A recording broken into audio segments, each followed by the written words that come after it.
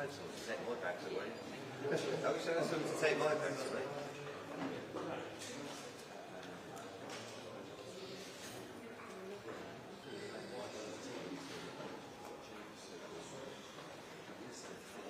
The branding looks a bit last minute, doesn't it?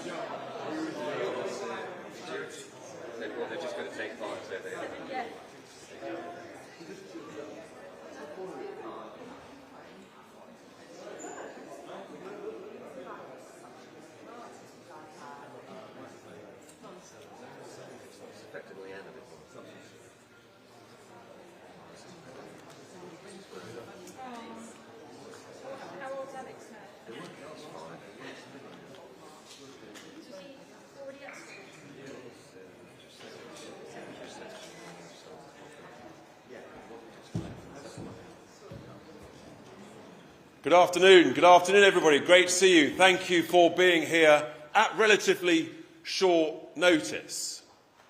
Well.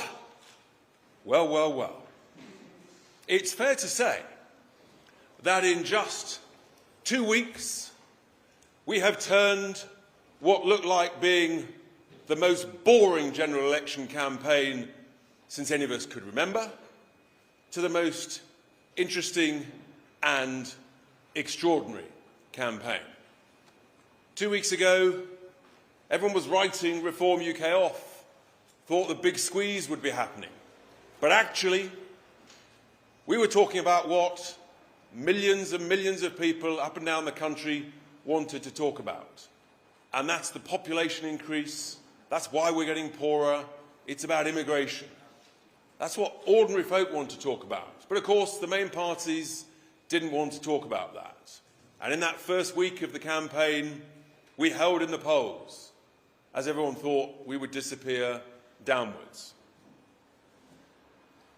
And then a week last Monday, Nigel joined the campaign big time. And we've been heading north in the polls. And it's quite extraordinary. I'm loving being out campaigning. And what's remarkable is what's happening out there, up and down the country.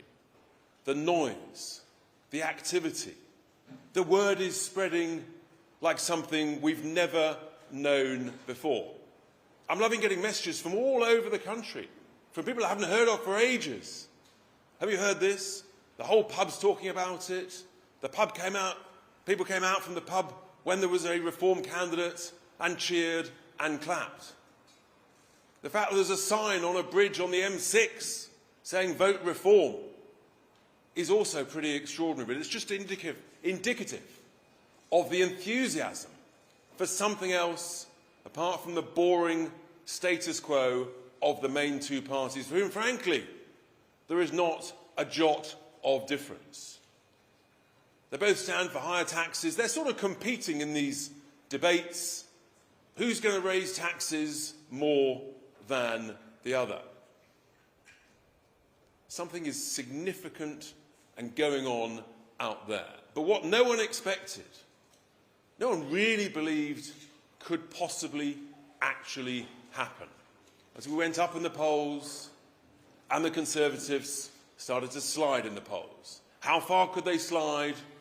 Well, that was the question. How far could we go up? Could we get equal to them in certain areas? Could we get equal to them nationally? No one expected within less than 2 weeks, in fact, less than 12 days, we wouldn't bother with equalling in the polls. No, we would leapfrog them in the polls, using the Rolls-Royce of pollsters, no less. So last night, just a few minutes before the seven-way leaders debate, there it was. Everywhere across the whole of the media, that Reform UK was 1% ahead of the Conservatives in the polls. Now, if that, folks, is not momentum, if that is not activity, I don't know what is. And so we're upsetting all the right people. At the beginning of this week, of course, we upset the banking industry.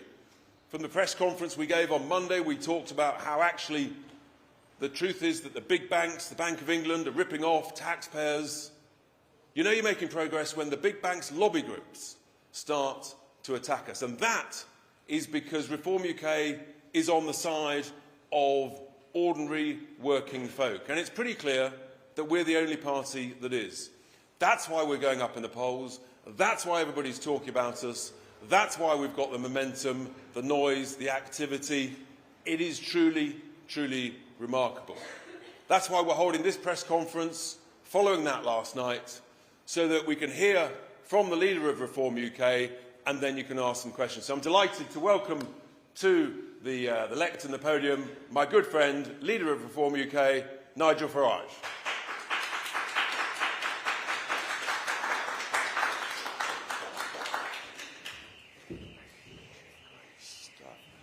Well, good morning, everybody.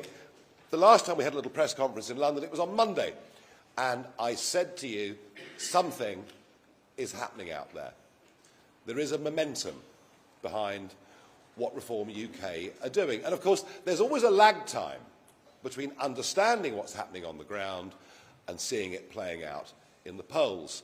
I also told you that some of the polling industry were acting entirely dishonestly, and I'm pleased to say, as a result of my letter to the chair of the British Polling Council, they have been told now they really ought to be prompting for reform. So they're all playing catch-up.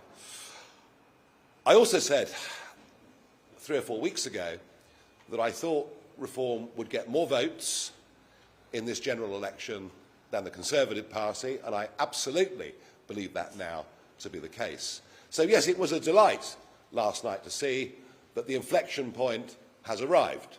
The momentum that Richard and I are seeing on the streets and on the doors is now filtering through, and we are 1 point ahead of the Conservatives. But just bear this in mind. We are well ahead of the Conservatives in the North East, in the North West, in Yorkshire and the Humber, in the East Midlands, in the West Midlands, and in parts of Eastern Region. And in what we all call the red wall seats, we are significantly ahead of the Conservatives. And so I think Penny Mordaunt was a little bit shocked last night on the ITV debate. I don't think she had a very good evening, really, all round, because they're still pumping out the same line, that if you vote for Reform, you will get Labour. But the inflection point means that actually, if you vote Conservative in the red wall, you will almost certainly get Labour. A Conservative vote in the red wall is now a wasted vote. We are the challengers to Labour. We are now the real opposition. And this needs to be reflected. As I said, it's beginning to be reflected by the polling industry, but it needs to be reflected by the broadcasters as well, because Ofcom, on the guidance they've given to broadcasters, say that really the most important of all the factors is the performance in the last 2 general elections. We haven't stood in the last 2 general elections. It's as if everything about our politics is designed to stop new boys and girls coming in and to keep everything the same. At the moment, broadcasters are giving our party 8% of their coverage, which clearly is nowhere near in line with where we actually are. But there's something else I want to ask for today. The BBC will be having a leaders' debate, a 4-way leaders' debate with the leader of the Liberal Democrats, the Conservatives, Labour and the SNP, and that takes place next week. And I think we can demand of right now that the BBC put us into that debate. I would also very much like to do a debate head-to-head with Keir Starmer. And the reason is very simple. We think that this should be the immigration election, because whether we're talking about rents, whether we're talking about housing availability, whether we're talking about access to GP services, whether we're talking about pressure on infrastructure, there is no aspect of our national life that is not touched by the massive population crisis this country now faces, directly as a result of immigration policies that were started by Labour but accelerated by this Conservative government. And I thought it was very interesting to see the Labour manifesto, where Keir Starmer lays out his 6 priorities for the country. And not one of those 6 was mass migration into Britain. So we're very much of the view that nothing will change under Labour. Who knows? It may even get a little bit worse. I would love, as I'm now the leader of the opposition, I would now love... Well, I thought that was fairly obvious to everybody. I would love to do a head-to-head with Keir Starmer to ask him why. Why, if you're going out looking for the working people of Britain to vote for you, have you not put this in your top 6 priorities? What is for certain, people are beginning to realise this, is the election is over. Labour have won. It's merely a debate about the size of their majority, but perhaps more importantly, who is going to be the opposition voice to Labour in the House of Commons and in the country? Well, you may say to me, perhaps it'll be Sir Ed Davey. when he's not falling off logs or on kiddie slides or whatever he may be doing. But Ed Davey can't provide real opposition to a Labour government about which we know in terms of policy really precious little, because Ed Davey agrees with the Labour Party on most substantive issues. And it isn't going to be Rishi Sunak leading the opposition. I mean, he'll probably be in California anyway, and the Conservatives will choose someone, and they probably won't last very long, and they can't provide opposition because they are hopelessly split down the middle on policy. In fact, they've spent more of the last 4 years fighting each other than they have fighting for the interests of the country. And I'm putting it to you that I believe I can be that voice of opposition. I'm pretty clear and consistent in what I stand up for. I'm not afraid of a fight. I don't bow to Twitter pressure or the mob on the streets. I've taken on the European Union, I've taken on the big banks, and I'm pretty certain I can take on a Labour government headed by Keir Starmer that will have almost no honeymoon period whatsoever, will inherit some very, very deep problems, and I don't think has the radical solutions to sort the country out. So my message to the country is thank you, but come on, join the revolt. What have you got to lose? You've been so let down, frankly betrayed, by the Conservatives after their 2019 win that it really is time for something new. We're excited about this. We've got up 9 pips in the polls over the course of the last 10 days. I don't know where this ends, but I do feel momentum, optimism is out there with us. Thank you very much indeed.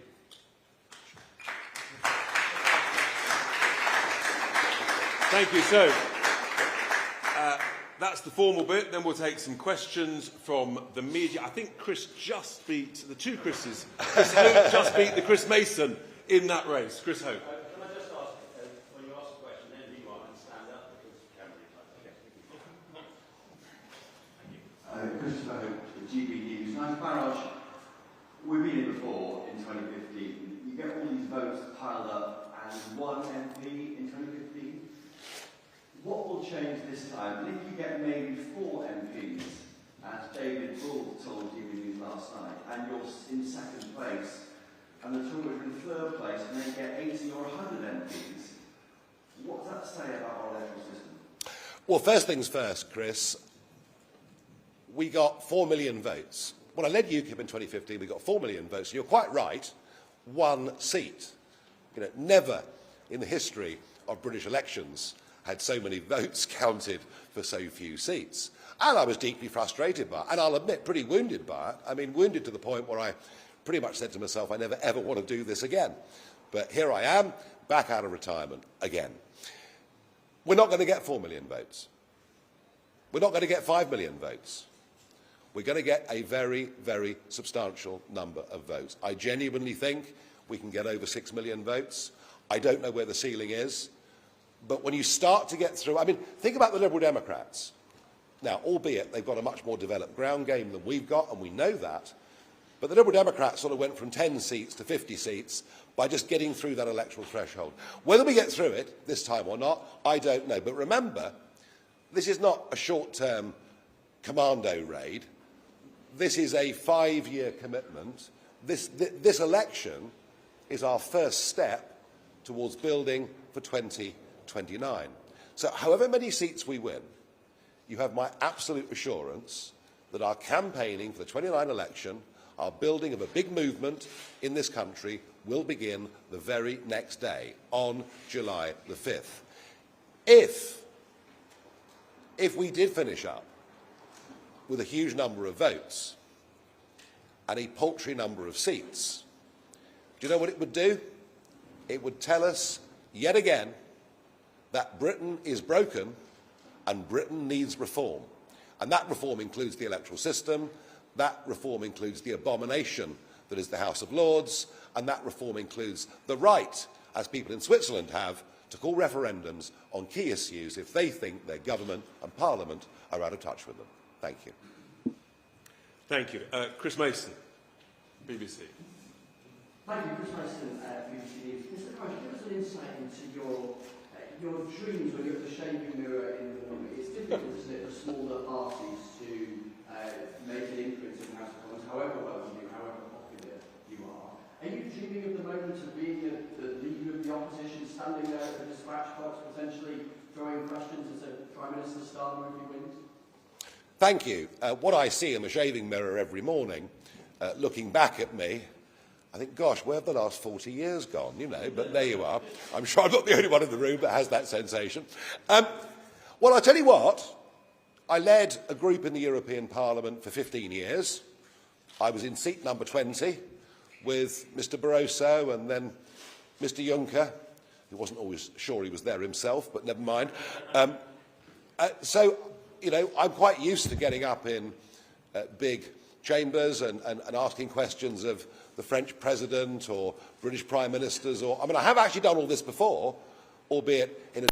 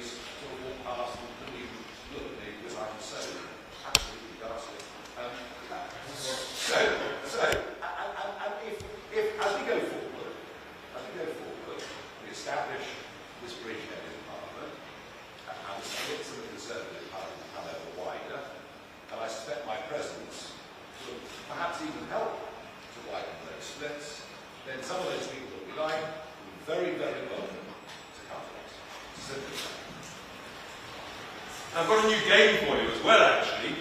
Yeah, if you look at Conservative MPs' leaflets, I want you to try and count up how many times you see the word Conservative. I've looked at half a dozen, and I never got beyond a number of 2, and that was just on the imprint. So it's pretty extraordinary what is going on, how the brand has become so toxic. Let's take a question just here. Hi, Rob House. Isn't the most realistic way of you becoming leader of the opposition after this election to join the Tories? And can you rule that out? Boring, boring, boring. No, they're done. The brand's done. You can rule out joining the Tories if you become MP. That was very interesting. One of the polls this weekend showed that 25% of 2019 Conservative voters want the party to get 0 seats. This isn't just a sort of change that happens election to election. This is a wholesale rejection by a significant number of Conservative voters who, by the way, if we weren't here, probably wouldn't vote for anybody, would stay at home. They are so disgusted with the political system. They feel absolutely betrayed by the promises that were made in 2019. The Conservative Party will not be in power for a decade, maybe more. And you know, people say to me, well, look, they've been around for 190 years. But occasionally these big shifts do happen. It happened in Britain in the 1920s, it happened in Canada in the early 1990s. I think this may well be one of those big 50 or 100-year events that happens even under first past the post politics. And if we were in PR, we'd be talking a very, very different game. So, Thanks for bringing it out. no, the ground's broken. It's gone. It's done. Just on the right there, please. Yes. Thank you. Chloe Chapman from the Eye newspaper. I just wanted to pick up on something that you said in the debate last night about agreeing that the two-child benefit cap should be scrapped. Should we expect that to be a Reform Party policy, or is that your personal opinion? And obviously that would add to the benefits bill. Are you very comfortable with that? Thank you. Look, I just feel, and we feel, that actually support for families is really rather important. We should be encouraging people to have children. We should even, perhaps through the tax system, be encouraging marriage as well. I mean, my own track record on this is not great, I don't know. But despite that, there is very strong evidence that kids that are brought up within a married environment do better in life. So, do we believe as a party in encouragement of the family, and the content of the family, you better be like it. So it would be a policy? Yes. Thank you. Harry, Hello. You say the Tories are divided, that's bad, isn't it? You say the Tories are divided, and that's certainly true. But during the next Parliament, the right will have to unite in some way, given the electoral system that we have. So are you confident that Leader of the Opposition, Nigel Farage, can unite the right against Labour by 2029? Oh, I think so, yes, and I think people, well, who knows how many Tory MPs are going to be there anyway? The number could be very small. And it was, the other problem they've got, and you see this in the numbers in the last week, is the Liberal Democrats are on the rise, and that reflects tactical voting that is going on certainly in southern, central, southern, and southwest of England. So, who's to say how many MPs the Conservatives are even going to have? But look, if the Damien Green and Jeremy Hunt wing want to go and join the Liberal Democrats, I would have thought they'd be very, very young there. just your right, yes, gentlemen, just to Chris' left. Hi. Hi, Mr. Farage. Emilio from Politico. The Conservatives are obviously trying to make this election about tax in terms of their dividing line with Labour. They're shouting about the fact that under Labour's plans, the tax burden as a percentage of GDP would rise to 37.4%. But they're being quieter about the fact that under the Conservative plans, it would rise to 36.8%, less than a percentage different. Do you think that that is a Conservative style tax plan? And I know you're launching your manifesto on Monday, or your contract on Monday. Could you give us an idea, at least, of where that kind of number you want it to be if it was a reform tax plan? I mean, look, this argument that's going on over tax, I've been in two of these debates with Angela Rayner and Penny Morgan. You're going to put taxes up. No, you're going to put taxes up more. It's mindless stuff.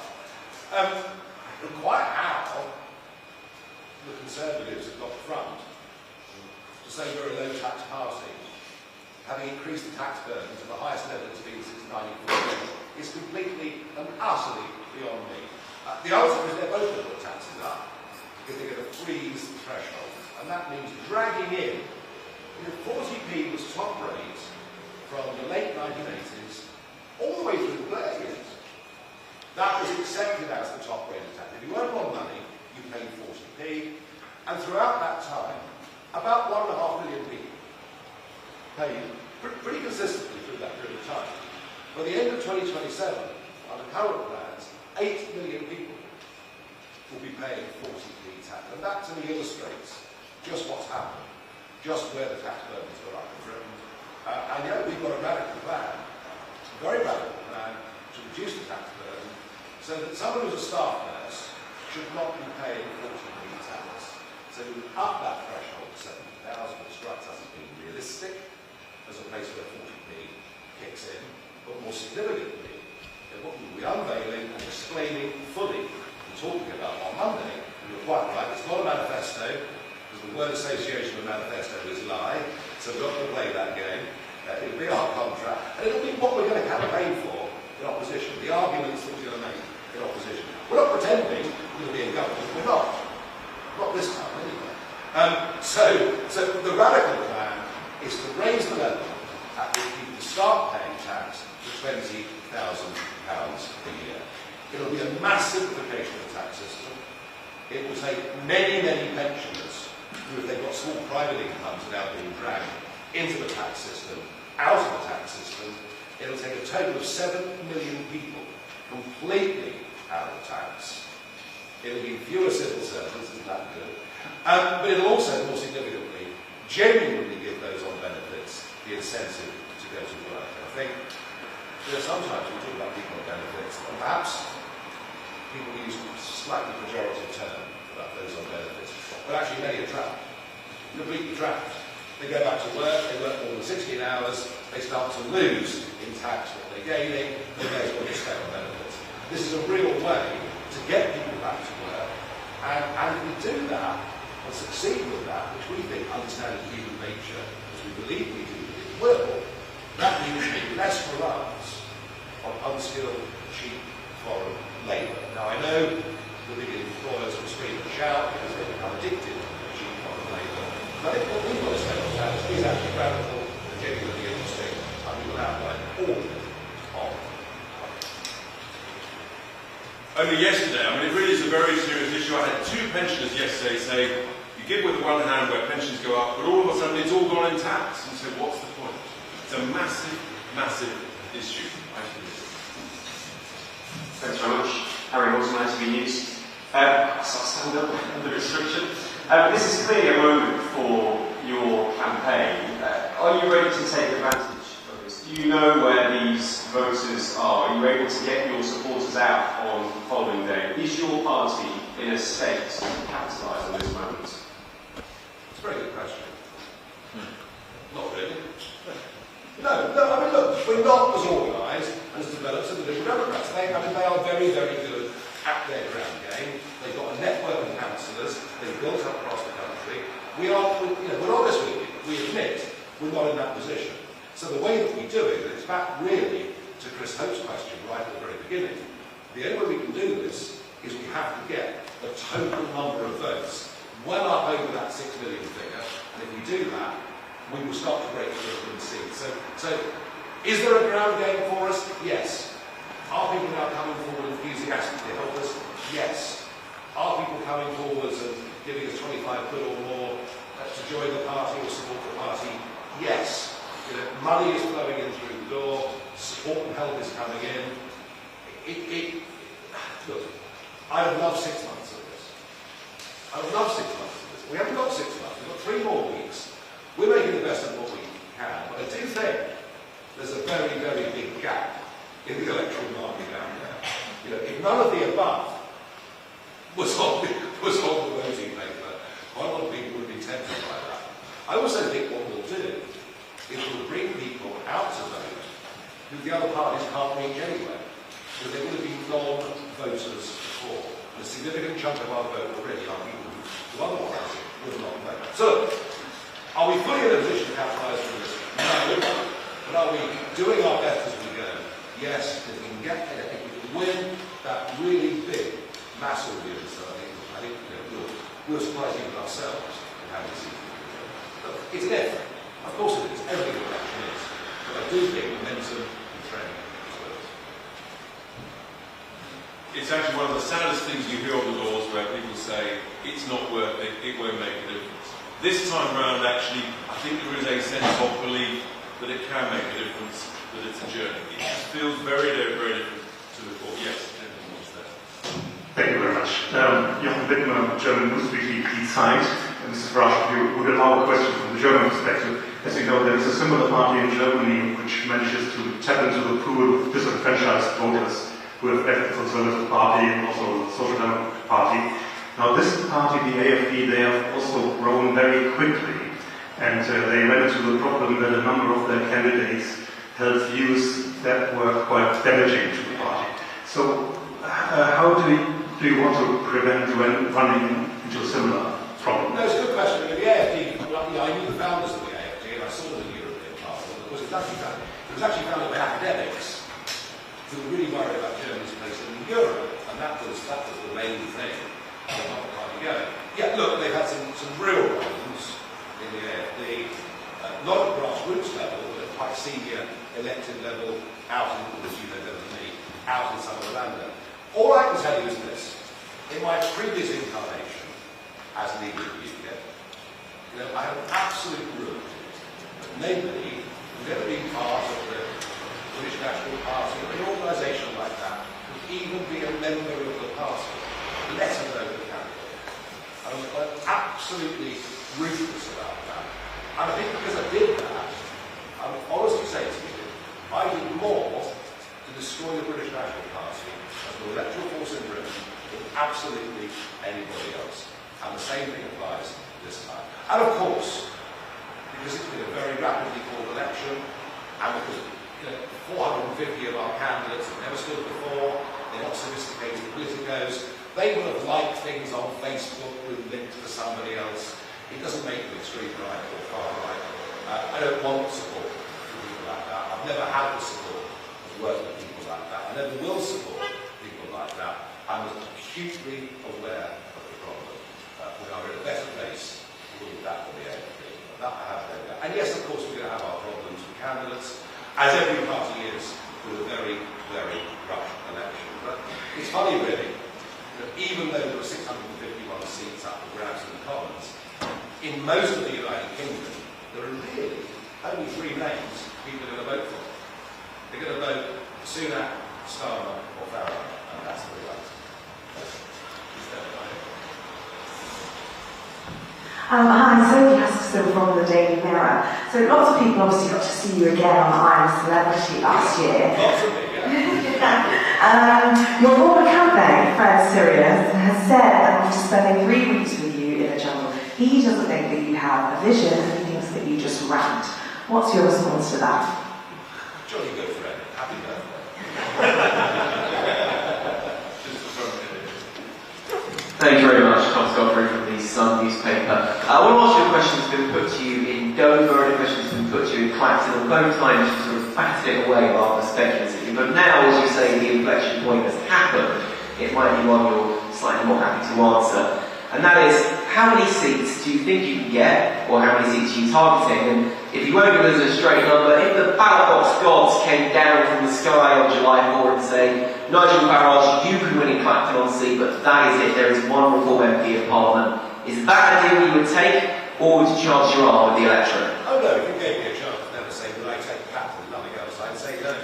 Absolutely not. We will win many more seats than Clacton. How many? Well, perhaps I can be more specific about it. I've literally got no idea. I don't know. I haven't got a clue. What's your target?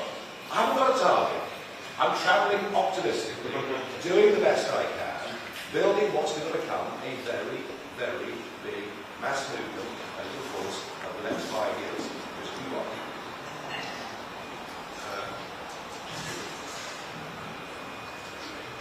Thanks, Camilla Long, Sunday Times. Nigel, leading on from the last question, are we to take it then that Clacton is not enough for you? Clacton is not enough. That I will agree with, yes. What are you going to do for the people of Clacton? Do what I do and have done for many, many years when I was an MEP. It's quite interesting. If I write a letter to banks or authorities or people with whom constituents have problems, they generally jump up and start to do things. So I do think I can be a champion for local people who've got problems with, they might be running their own business or whatever it is, and I can do that for them. But, you know something? Clacton is at the end of the line. It's the terminus. It can be easily forgotten. And it would be accurate to say, of course, it has had some levelling up money, that's true. But kind of once levelling up money is spent, that's sort of it, really. You get a few pretty new buildings, or whatever it may be. What I would hope to do, not promise, what I would hope to do, as a national figure, is attract genuine business investment in the constituency. There are parts of that constituency that are genuinely really pretty hard up. You know, cost of living crisis, energy bills, things like that. It's very, very real indeed. And yet, there were 2 or 3 world-class engineering firms operating within that constituency. If I could help showcase that and get more investment for them, I would have done my job as their representative. As I say, it would be foolish of me to guarantee I could do it, but I would damn well try. Who's there with the window? Rowena Mason from The Guardian. What number of seats would make you feel happy to wake up having won on election morning? You said practice is not enough. If you were to say 10, would you feel happy and satisfied by that? And secondly, has Reform got enough money to fight an election on this nationwide scale? You can see that the major parties, the Tories and Labour, are spending £35 million each. I said earlier that money was coming in every day in small 25 quids, and we'll raise it. We will raise £2 to £3 million in 25 quids, and that's great. But the real answer to the question, and I can be more direct on the second part of the question than the first, the real answer is, right at the moment, we do not have the ammunition that we need, and we're going to need for the establishment counter-attack that I expect to begin from the Labour Party as well, pretty imminently. So, no, we do need to raise money, a lot of money, very, very quickly, and that's something we're going to be focused on very heavily in the course of the next few days. So, yeah, we are the underdogs. We are the underdogs in every sense. And we haven't had much time to really get ready for this election. So we do, our little weakness there, we do need to raise a lot of money and do it very, very quickly indeed. We're trying. We genuinely are trying. How do you seem to make me happy? I refer to the previous answer to the Sun newspaper. I have no idea. We're on a journey, we've got momentum, let's see where it goes. Good. I think that's it. Thank you very much indeed, everybody. Thanks for coming. Really appreciate it. And we will see you very, very soon. Thank you very much.